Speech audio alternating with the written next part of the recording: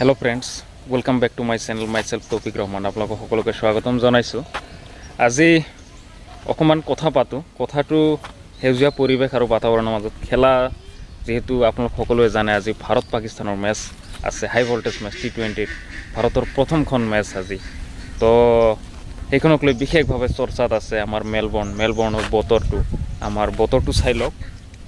তো এইটো আমাৰ অসমৰ বতৰ হয়। অসমৰ বতৰটো মেঘাচ্ছন্ন, বাকী মেলবৰ্ণতো তেনেকুৱা মেঘাচ্ছন্ন যিসকল সংবাদকৰ্মী মানুহ ইতিমধ্যে আছে তাতে কৈ আছে যে খেলটো ভালে হ'ব লাগে, বৰষুণ ইমান বাধা বিঘিনি দিব নালাগে।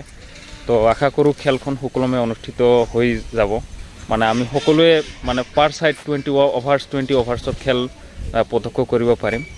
বিগত সময়ছোৱাৰ পৰা আপোনালোক সকলোৱে জানে যোৱা বিশ্বকাপত যিটো মেচ আছিল ভাৰত আৰু আমাৰ পাকিস্তানৰ মাজত, ভাৰতে বেয়াকৈ হাৰিছিল, 10 উইকেটত মানে পৰাস্ত হৈছিল, এটা উইকেট ল'ব পৰা নাছিল। তো বহুতে কৈ আছে মানে প্ৰতিশোধ ল'ব লাগে, বদলে কি আগ, মানে এনেকুৱা ধৰণৰ মনোভাৱ আহি আছে। তো ভাৰতীয় দলটোৰ সেইবোৰ কথা লৈ আমি মানে থুলমূলকৈ কিবা কম, মানে এইটো ভিডিঅ'টো তেনেকৈ এডিট কৰা নহ'ব, সময়ো কম, সেইকাৰণে শ্বৰ্টকাট জাষ্ট ভিডিঅ'টো মানে খেলৰ কথাৰে আমি শেষ কৰিবলৈ লৈছোঁ। তো মুঠতে ভাৰতৰ বেটিংটো ফুল ফৰ্মত আছে। মোৰ সৈতে মেহেদি আলমো আছে, তেখেতৰ সৈতেও মন্তব্য ল'ম। আপুনি ইতিমধ্যে খেল আপোনাৰ চাই আছে, ভাৰতৰ বেটিং লাইন আপটো আপুনি গমেই পায়, খুব শক্তিশালী হয় নাই? এই ক্ষেত্ৰত আজিৰ মেচখনত মানে কেনেকুৱা সম্ভাৱনা ভাবিছে? চাওক, আজি পাকিস্তান আৰু ভাৰতবৰ্ষৰ খেল বুলি কোৱাৰ লগে লগে কিন্তু মানুহবিলাকে একদম আকৰ্ষণ মানে একদম ঢালি দিয়ে তাত মনোযোগ। আৰু আপুনি চাব, এটা কথা লক্ষ্য কৰিব, হটষ্টাৰ হওক, টিভিত হওক, দৰ্শকৰ সংখ্যা কিন্তু পাকিস্তান আৰু ইণ্ডিয়াৰ যেতিয়া মানে খেল চলি থাকে সেইটো চাহে T20 হওক, টেষ্ট মেচেই হওক, যি নহওক, লাগিলে সেইটো 50 অভাৰৰ মেচ নহওক কিয়, ODI নহওক কিয়, মোটামুটি পাকিস্তান আৰু ইণ্ডিয়াৰ খেল হ'লে এটা আকৰ্ষণৰ কেন্দ্ৰবিন্দু হৈ পৰে। মই বিশেষকৈ বেটিং লাইন আপটোৰ আজিৰ কথাটো মই আপোনাক কৈছোঁ, বেটিং লাইনটো আজি বিৰাট শক্তিশালী হৈ আছে ভাৰতবৰ্ষৰ। বিশেষকৈ আপুনি চাব পাৰফৰ্মেঞ্চৰ ক্ষেত্ৰত যদি কয়, আপুনি বিৰাট কোহলীক কিন্তু মানে ভাৰতবৰ্ষৰ আন টিমৰ লগত যেতিয়া খেলে তেতিয়া ক'ৰবাত মানে জিৰ'টো আউট যোৱা আমি দেখা পাওঁ, কিন্তু পাকিস্তানৰ লগত এটা মানে তাৰ এনেকুৱা এটা বণ্ডিং হৈ গৈছে, মানে তেওঁ ঠিকই থাকে, এটা ভাল এটা স্ক'ৰ কৰে। গতিকে মই আজি বিৰাট কোহলীকে লক্ষ্য কৰিছে। ঠিকে আছে, বলিং লাইনটো লৈ সকলোৱে অলপ চিন্তিত হৈ আছে, বিশেষকৈ যেতিয়া বুমৰাৰ মানে ইঞ্জুৰি হ'ল, বুমৰা ওলাই গ'ল, মানে মেইন গান বলাৰ ওলাই যোৱাৰ পিছত মানে বলিং লাইনটো লৈ সকলোৰে তেনেকুৱা ধৰণৰ চিন্তা।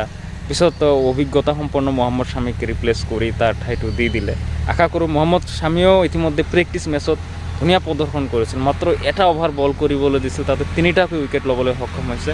আশা কৰোঁ প্লেইং 11ত তেখেতে ল'ব। আৰু প্লেইং 11টো আপোনালোক সকলোৱে জানে, আমাৰ অপেনাৰ KL ৰাহুল, ৰোহিত শৰ্মা থাকিবই, তাৰপিছত আমাৰ বিৰাট কোহলি আহিব, সূৰ্য কুমাৰ যাদৱ আহিব, তাৰপিছত দীনেশ কাৰ্তিক, হাৰ্দিক পাণ্ডিয়া, অলৰাউণ্ডাৰ আমাৰ অক্ষৰ পেটেল, তাৰপিছত বলাৰসমূহ হৰ্ষল পেটেল আছে, আপোনাৰ মহম্মদ শামী আছে, যুজবেন্দ্ৰ চেহলক ল'ব লাগে মোৰ মতে, ভুৱনেশ্বৰ কুমাৰ আছে।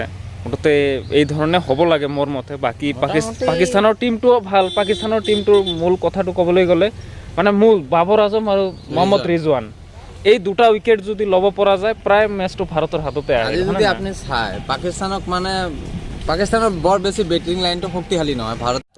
চাওক, পাকিস্তানৰ তুলনাত ভাৰতবৰ্ষৰ বেটিং লাইন কিন্তু বিৰাট শক্তিশালী, একদম মানে বিৰাট শক্তিশালী। কিন্তু পাকিস্তানত দুজনকৈ বিশেষ মানে আপুনি কোৱাৰ দৰে বাবৰ আজম আৰু ৰিজৱান, এওঁলোক দুজন মানে আহি কেতিয়াবা 20 অভাৰলৈকে খেলি যায়।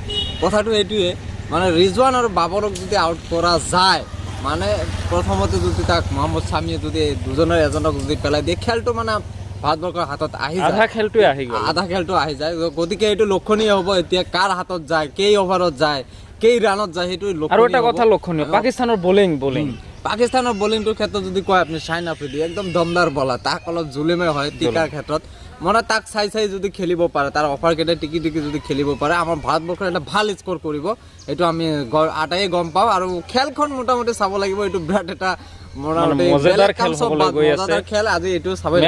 মেলবৰ্ণত অষ্ট্ৰেলিয়াৰ তাতে 1 লাখ দৰ্শক উপস্থিত থাকিব, একদম সব ভাৰতৰে বেছি দৰ্শক থাকিব, ভাৰত পাকিস্তানৰ দৰ্শক, লোকেল দৰ্শকে ইমান টিকট পোৱাই নাই। বাকী 1 লাখ দৰ্শকৰ মাজত কি পৰিৱেশ হ'ব, উত্তেজনা আপোনালোক সকলোৱে গমেই পায়। তো এই মুহূৰ্তত মোৰ সৈতে মোৰ আৰু এজন বন্ধু আফজালুৰ ৰহমান উপস্থিত আছে।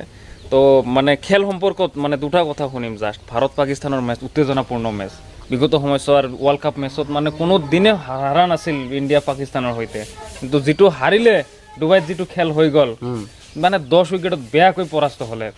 এইবাৰৰ ক্ষেত্ৰত আপুনি মানে কি ভাবি এজুম কৰি আছে বৰ্তমানৰ batting line up, bowling line up, পাকিস্তানৰ বেটিং বলিং লাইন আপৰ ওপৰত আপুনি মাজে সময়ে খেল চাই গম পাওঁ, তাৰ ওপৰত আপুনি কি এজুম কৰি আছে, খেলটো কি ধৰণে হ'ব বুলি ভাবি আছে? তাৰ মানে কথা হ'ল যদি ইণ্ডিয়াৰ বলিং লাইনটো ভাল হয়, তাৰ মানে পাকিস্তানৰ বেটিং লাইনটো একেবাৰে বাবৰ আজমো আৰু ৰিজৱানৰ বাহিৰে বলিং মানে বেটিঙৰ বিশেষ শক্তি নাই তাৰ মানে। তো এতিয়া কথা হ'ল যদি তেওঁলোক দুজনক আউট কৰিব নোৱাৰে তেতিয়াহ'লে পাকিস্তান জিতাটো এটা সন্দেহৰ আছে। ইফালে বুমৰাও নাই, সন্দেহত আছে। ইফালে বুমৰাও নাই, মহম্মদ শামি যদি আহিছে তেখেতে ইমান দিন খেলাই নাছিল।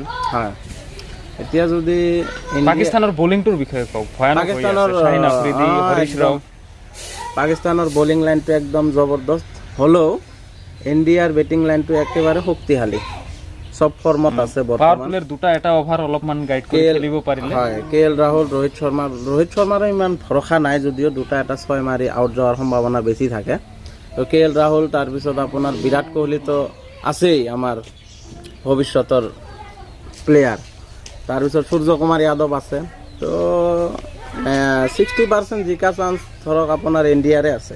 ঠিকে আছে, অষ্ট্ৰেলিয়াৰটো সুইমিং কণ্ডিশ্যন হয়, ভাল মানে ফাষ্ট বলাৰ যিসকল আছে তেওঁলোকক মানে বেছি হেল্প হ'ব পিছবোৰত, সেইটো আমি সকলোৱে গম পাওঁ বিগত অভিজ্ঞতাৰ। তো আৰু এটা কথা, আমি ইতিমধ্যে আমাৰ ফেচবুক পেজটো অলপ সাল সলনি কৰিছোঁ, নতুন এটা পেজ আপোনালোকৰ কাৰণে লৈ আহিছোঁ। এইটো হ'ল আমাৰ স্পৰ্টছ অপিনিয়ন আছাম, তাতে আমি কেতিয়াবা লাইভ আহিম। তো সেই আমাৰ পেজটো ফ'ল' কৰি ৰাখিব, তাতে মানে আমি এই ধৰণৰ কথা পাতিম যে স্পৰ্টছ ৰিলেটেড যিকোনো কথা আমি মানে মাজে সময়ে লাইভ আহি থাকিম। কিন্তু লাইভ অহাৰ সমান্তৰালকৈ আমাৰ যিসকল মানে ভিউৱাৰ্ছ থাকিব তেওঁলোকৰ মন্তব্যসমূহ লোৱাৰ কাৰণে আমি তেওঁলোকক লাইভত মানে আমন্ত্ৰণ কৰিম, লাইভত ল'ম। তেওঁলোকৰ মন্তব্যসমূহ আমি লাইভ যোগে কেতিয়াবা কথা পাতিম, ক্ৰিকেট সম্পৰ্কে বা অন্যান্য যিবোৰ খেল আছে ট্ৰেণ্ডিং ইছ্যু, সেই ধৰণৰ কথা পাতিম। সেই উদ্দেশ্যে আমাৰ সম্পূৰ্ণ আপোনালোকৰ নিজৰ ভাষাত সেইটো এটা মানে খেলৰ বিষয়ে চৰ্চা কৰাৰ কাৰণে পেজ এটা অ'পেন কৰা হৈছে। আশা কৰোঁ সকলোৱে পেজটো ফ'ল' কৰি ৰাখিব। তো আজি সকলোৱে গমেই পায় ভাৰত পাকিস্তানৰ মেচখনৰ উত্তেজনা। তো ভিডিঅ'টো এইখিনিতে সমাপ্ত কৰিবলৈ লৈছোঁ। ধন্যবাদ।